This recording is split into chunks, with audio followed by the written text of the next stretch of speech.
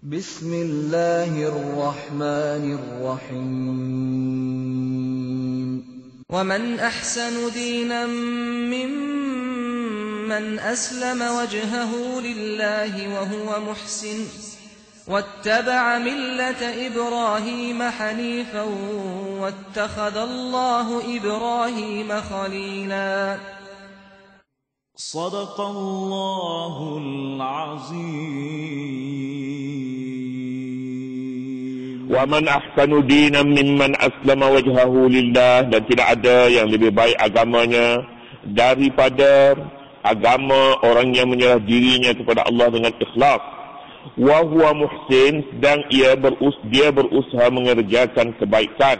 Wattaba'a millata Ibrahim hanifa, dan dia pula mengikut agama Nabi Ibrahim yang lurus, yang tetap di atas dasar tauhid.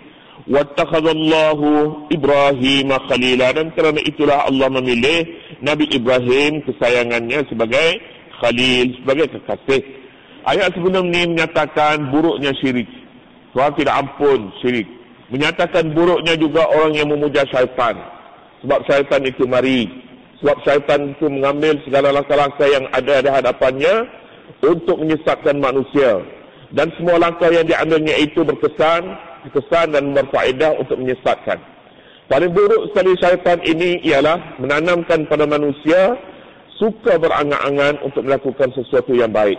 Suka berangan-angan, amani. Padahal surga nanti tidak akan diberi semata-mata berdasarkan kepada angan-angan.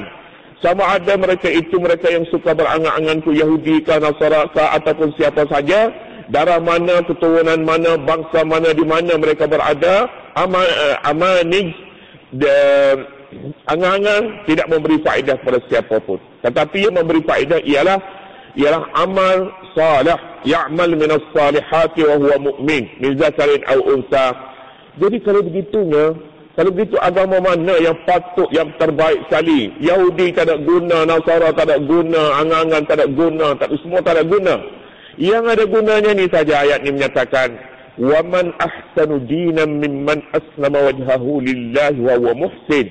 Dan wa man ahsanu, siapakah yang lebih cantik? Patutnya terjemah macam tu, dan tidak ada ni maknanya memang siapakah yang lebih cantik agamanya daripada agama orang yang menyerah dirinya kepada Allah sedangkan dia beramal, berusaha melakukan kebajikan. Ini agama yang baik. Inilah dia agama baiknya. Agama mana? Agama menyerah diri kepada Allah. Selepas menyerah diri kepada Allah, dia berusaha, beramal. Tidak hanya berangan-angan saja, tidak. Mahu beramal, beriman dan beramal salih. Ini dia. Wa man ahsanu dina, dalam bahasa Arabnya ni man terjemahnya siapakah? Jawabnya tak ada. Mengapa dibuat ungkapan dalam uslub ini? Tujuannya ialah untuk mendapatkan pengiktirafan segera. Wa man ahsanu dina, tak ada. Wa man ahsanu dina, siapakah yang lebih baik agamanya daripada orang yang menyerah dirinya kepada Allah? Jawab sebenarnya memang tak ada. Kalau ada agama yang tidak serah diri kepada Allah itu sebagai agama, maka itu adalah sesuatu yang salah. Salah kerana apa? Kerana hidup tanpa agama itu artinya agama kufur. Kufur kepada Allah, bukan agama.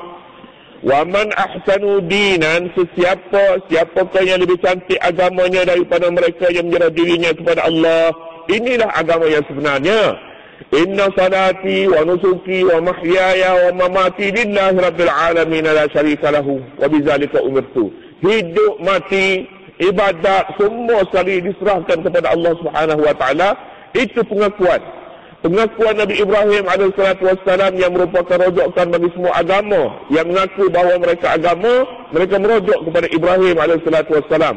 Agama Nabi Ibrahim dia serah diri kepada Allah. Agama Nabi Ibrahim bukan syirik, malah agama Nabi Ibrahim pecahkan, hancurkan segala berhala. Agama Nabi Ibrahim, agama yang tidak mengenal siapa pun, sama ada bapa saudaranya, bapaknya apa yang syirik, dia putuskan semuanya itu. Ini dia agama Nabi Ibrahim. Jadi macam mana satu agama yang tiba-tiba datang ke dunia ini berangan-angan untuk masuk surga, kemudian rehat, berteduh di bawah angan-angan. Lain lan tamassana an-naru illa ayyaman ma'duda. Kami tidak akan masuk, tidak akan disentuh ke dalam neraka, disentuh api neraka kecuali beberapa hari saja. Tidak ada tempat bagi mereka yang seumpama ini. Wa man ahsanu dinan mimman aslama wajhahu lillah wa huwa muhsin. Ini ihsan tahap yang tertinggi sekali. Iman, Islam, ihsan. Iman satu tahap seorang itu mukmin. Islam satu tahap seorang itu Islam. Ada rukunnya. Rukun iman ada rukunnya. Apabila dia mempercayai ciri-ciri dalam rukun iman yang 6 perkara itu, maka dikatakan dia orang mukmin. Ada pulanya orang Muslim, orang Islam. Yang dikatakan barang siapa yang telah mengamalkan rukun Islam yang 5 itu, maka dia Islamlah. Serah dirinya kepada Allah. Ya. Iman dan Islam kedua sekali mesti bergerak. Ada lagi satu tahap yang paling tinggi sekali. Paling tinggi, lebih tinggi daripada mukmin, lebih tinggi daripada Islam, iaitulah muhsin. Muslim, mukmin, muhsin. Muhsin dalam hadis Jibril menyebutkan bagaimana orang ini, berapa rukunnya? Rukunnya satu saja. Ta'budallaha ka'annaka tarah, fa in lam takun tarahu fa innahu yarak. Anda beribadat kepada Allah, letakkanlah pada hati anda, Allah sedang menyaksi anda. Jika anda sekalipun anda tidak dapat melihatnya. Ta'budallaha ka'annaka tarah, anda beribadat kepada Allah seolah-olah anda melihat Allah, melihat Tuhan. Tak lihat Tuhan, tak dapat. Tak dapat. Kalaupun tidak dapat, yakinlah, sematkanlah pada hati anda bahawa pada ketika itu Allah sedang memerhatikan. Manusia yang berjaya menanamkan perasaan ini dalam hatinya, maka ini perasaan ini namanya muhsin. Muhsin satu tahap yang lebih tinggi. Mukmin mungkin dia beriman, kalau dia beriman dia tidak beramal, tapi dia beriman, dia percaya hari akhirat saja macam orang tak percaya. Dia percaya kepada Allah, percaya kepada kitab, percaya, tapi dia tidak beramal. Mukmin. Orang Muslim boleh jadi dia melakukan, tetapi dia tidak ada khusuk, hatinya tidak. Pada luaran saja nampak semayang, nampak puasa, tetapi pada hakikatnya, akhirnya boleh dipertikaikan. Tetapi muhsin tidak. Muhsin tidak. Siapakah yang lebih baik daripada orang ni? Orang muhsin ini, banding dengan orang mukmin mana lebih baik? Muhsin lebih baik. Muslim dengan muhsin, Muslim dengan muhsin lebih tinggi. Sebab muhsin ini dia tidak akan menipu dirinya sendiri. Pada waktu dia bersama dengan orang ramai, begitulah sikapnya. Waktu bersendirian, begitulah sikapnya. Dia tidak melakukan sesuatu di belakang. Di belakang. Tidak akan melakukannya. Mengapa? Kerana dia muhsin. Tetapi Muslim boleh jadi depan orang dia semayang. Di belakang tidak. Di belakang depan orang baik. Tapi sama seorang, waktu dia bersendirian, dia tulis macam-macam dalam tandas. Waktu dia bersendirian, boleh jadi manusia macam ni. Sebab manusia orang lain tidak dapat melihatnya. Tidak muhsin. Tapi mungkin dia Muslim, mungkin dia mukmin. Wa man ahsanu dinan mimman aslama wajhahu lillahi wa huwa muhsin. Siapakah lebih baik agamanya daripada orang serah diri sedangkan dia muhsin pula. Serah diri saja tapi tidak muhsin, ya satu tahap. Tapi menyerah dirinya kemudian muhsin. Wattaba'a millata Ibrahim hanifa, dan dia mengikuti agama Nabi Ibrahim sebagai agama yang lurus kepada tauhid, yakni yang tetap di atas dasar tauhid. Mengapa disebut millata Ibrahim, tidak disebut millata Adam, agama Nabi Adam? Adam pun Islam juga.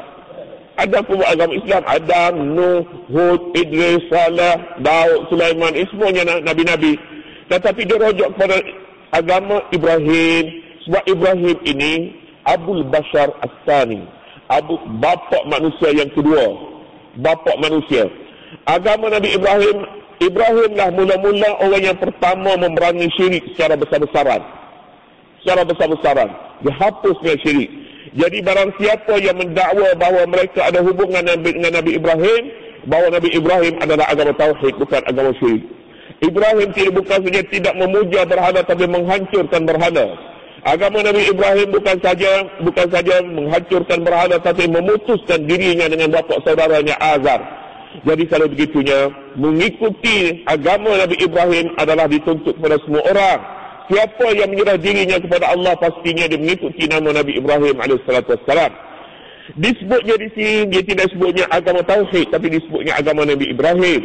Manusia ini mungkin ada perasaannya sedikit bila dihubungkan dengan keturunannya. Bapaknya, keturunannya, bangsanya, negaranya, dia ada hubungan luar. Hubungan rasa kasih sayang. Hubungan hati dengan hati. Hubungan ini diguna oleh Al-Quranul Karim bagi menarik manusia kembali kepada tauhid. Millah satu kataan. Satu lagi disebutnya din. Din kita tengoknya agama, millah pun agama juga. Millah. Apa beza antara millah dengan din? Millah Ibrahim. Millah ini boleh dihubungkan dengan nama orang, dengan Nabi. Millata Muhammad, millata Ibrahim, millata Adam, millah.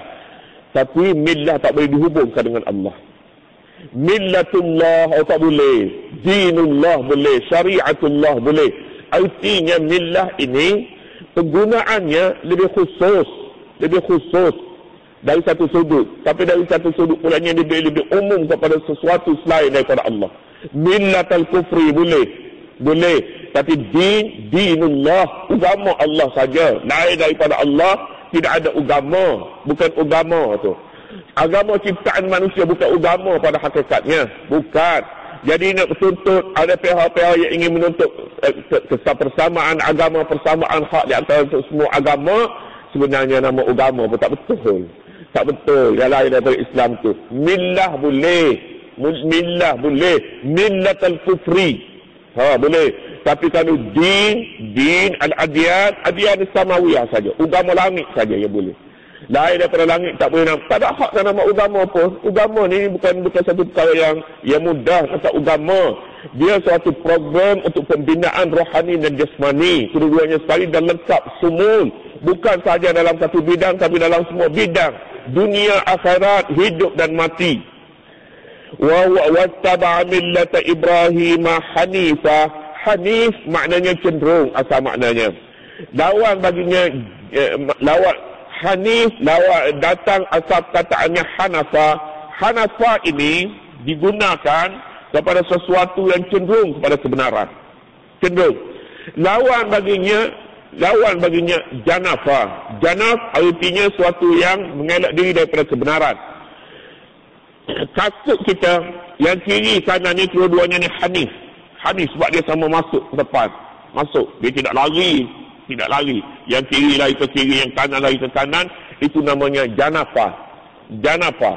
Tapi kalau dua-dua ni dia masuk itu namanya Hanif. Agama Nabi Ibrahim ni Hanif artinya dia cenderung, dia masuk kepada kebenaran, dia tidak keluar daripada kebenaran itu. Itu maknanya Hanifan. Hanif. Kemudian digunakan kepada agama Tauhid. Maknanya apa? Manusia ini bila berkekal di atas dasar Hanifi itu, dia akan cari kebenaran. Dia akan bertemu bahawa itulah dia Tauhid kepada Allah sebagai Hanif. Hanif suatu yang fitrah. Seruan hati manusia tak mahu bila diberikan kepadanya suasana yang baik, persekitaran yang baik, tidak dipengaruhi oleh sesiapa, dia Hanifi sifatnya. Hanifi ini maknanya dia akan cari kebersihan. Kebersihan dalam akidah tauhid. Dia cari dengan sendiri saja. Pokok dia keaslian semula jadinya dia mesti cari cahaya matahari. Dia tak boleh duduk terkurung di bawah tempurung kamu. Dia akan cari. Kita lihat pokok sengit tu lah. Kenapa? Di sana ada cahaya matahari. Dia akan cari ke mana saja ada cahaya matahari. Itu namanya Hanif. Asli semula jadi pada pokok itu sahaja dia tak begitu. Dia tidak cari pokok masuk ke dalam rumah. Tak mahu yang pokok dalam rumah dia keluar pergi. Pasal apa? Hanifan. Begitu. Manusia pun sepatutnya begitu. Bila manusia mencari sesuatu yang sesat, maka dia Janafa. Janafa itu mengapa dia cenderung begitu? Kerana dia telah dipengaruhi oleh alam sekitar yang kotor. Wattakhadallahu Ibrahim khalila, dan Allah menjadikan, dan kerana itulah Allah menjadikan Nabi Ibrahim sebagai kekasihnya, sebagai kesayangannya. Kerana agamanya itu Hanifi, agamanya tauhid, agamanya mempertahankan kebenaran tauhid dan menghapuskan berhala yang ada pada zamannya. Inilah dia pilihan kepada syirik yang disebutkan dahulu, pilihan kepada pemujaan syaitan dulu. Ini jalan yang ditunjuk. Sebagaimana yang kita selalu sebutkan, Al-Quran selalunya bila menyebut satu jalan yang kotor, disebutnya jalan yang bersih. Dan inilah jalan yang bersih dalam akidah tauhid. Seterusnya, walillahi ma fis samawati wa ma fil ardh.